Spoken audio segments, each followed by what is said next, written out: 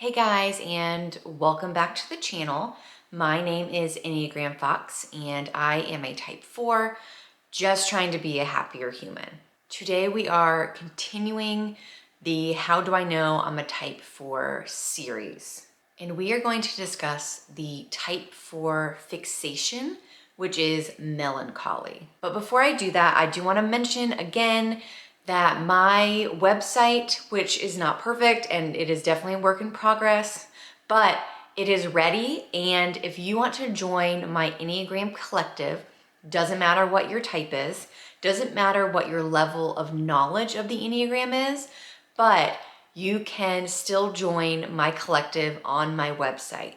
So all you have to do is go to enneagramfox.com, sign up with your name, and you can click on I think it's a $5 tier.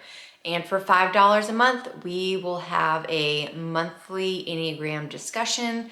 It'll be live. And like I said, you don't need to know a bunch of stuff about the Enneagram.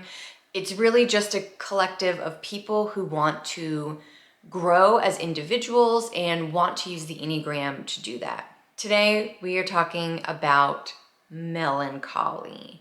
So this is something that I have heard about from many different sources, including The Road Back to You by Ian Morgan Cron and Suzanne Stabile, which I've just talked about in a previous video. But this is something that really hit home for me. So I know all growing up, I really liked things that were sad. I remember people would say things like, that movie was awful. I'd be like, what do you mean it was awful? It was a great movie. And they'd say, well, it was so sad.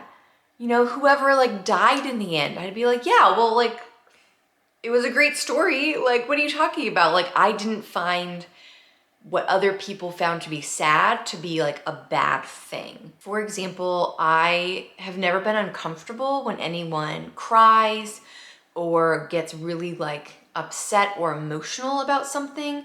To me, it's always been I don't know, I can see why someone might feel strongly about, whatever the situation is. The Road Back to You mentions that type 4s don't always like to be cheered up.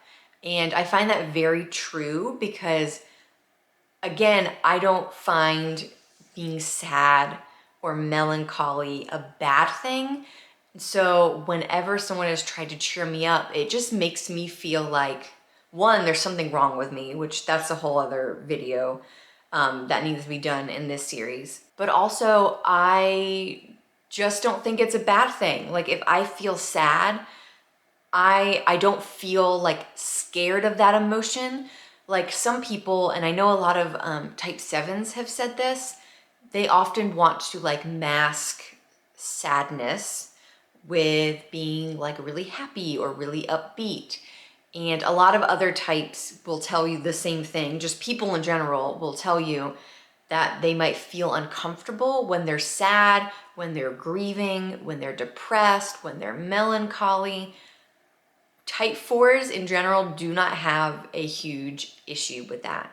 And that's not to say that all type 4s are melancholy. I do want to give that caveat. We don't all feel super melancholy. I know I've had several people who have been somewhat close to me who have said you're so upbeat, you're not worried about anything, you're super adaptable and flexible and you just kind of roll with the punches. And I knew when they said that, I felt wow, you have missed who I am totally, because I do struggle with depression, which I understand is completely separate from melancholy.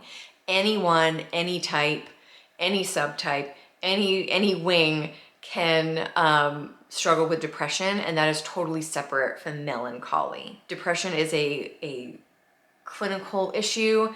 That is something you deal with a therapist.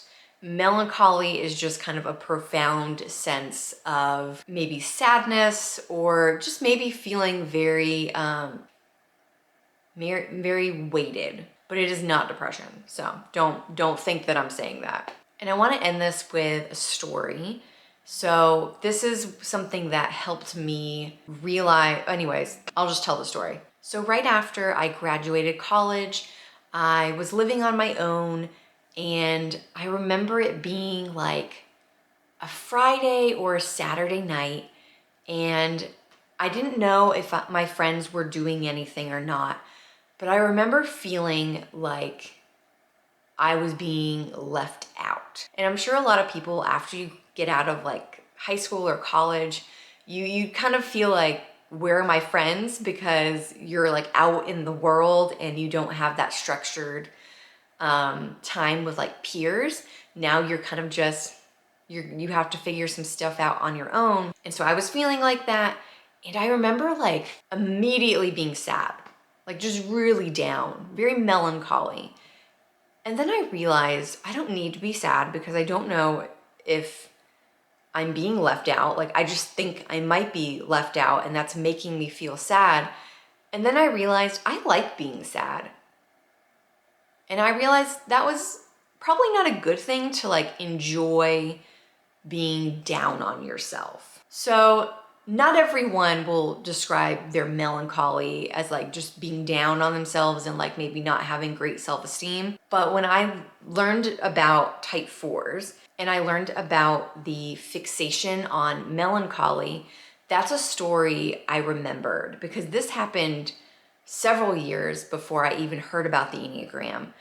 And thinking back on that story, I realized, yeah, I do have a fixation on sadness. So anyways, knowing the type 4's fixation on melancholy has really helped me in discovering that I am a type 4 and helping myself become a happier human, which is why that is kind of like my, like, I don't know, my little catchphrase on this channel, is because I do want to be a happier human. I want to enjoy my life and not just be weighted down and just be melancholy.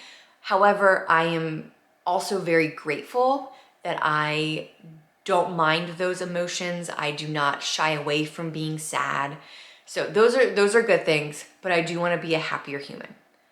So anyways, that's what helped me, knowing my fixation. Thank you guys for watching. Again, please check out my website, sign up for my $5 tier so you can be a part of my Enneagram collective, and I will see you guys next time.